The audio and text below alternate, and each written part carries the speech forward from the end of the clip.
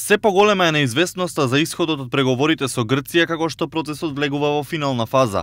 Моменталните разлики меѓу двете земји според вице-премиерот Османи се повеќе во интерпретација на досега договореното отколку во генералните принципи.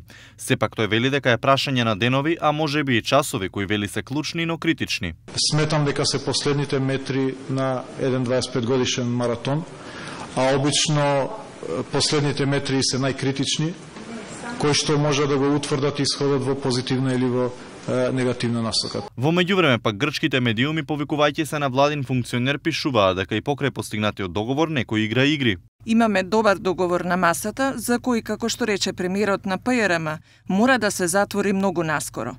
За жал, некои инсистираат на играње игри.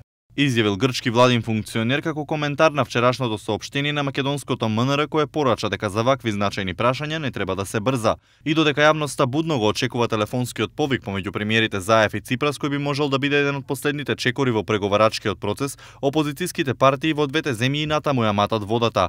Грчката опозиција не може да се помири само со промена на името. Според подпредседателот на Нова демократија Костис Хадзидакис, националноста и јазикот се поважни од името. Дури и Централна Балканска република да се викаат, од моментот кога долу пишува македонски јазик и македонска националност, што разговараме понатаму. Наспроти грчката опозиција, која се сомнева дека евентуалниот договор би паднал врз грбот на грчките интереси, македонската опозиција тврди дека владата е подготвена да потпише се што Грција ќе побара.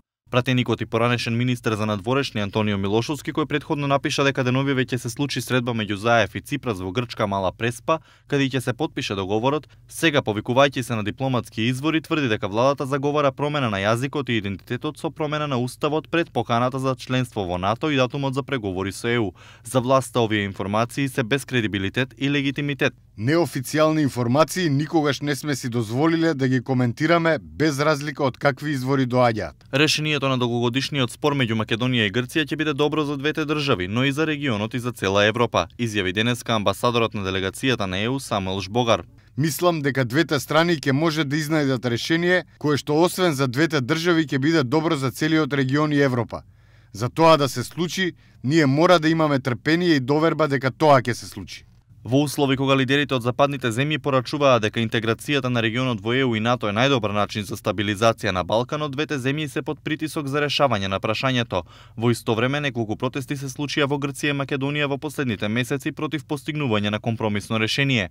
На 2 јуни подржувачи на опозицијската ВМРО ДПМН излегоа на митинги во главниот град во Скопје, протестирајќи против, како што наведоа, катастрофално водените преговори со Грција. Во Грција пак пред 2 дена се одржаа протести во над 20 населени места.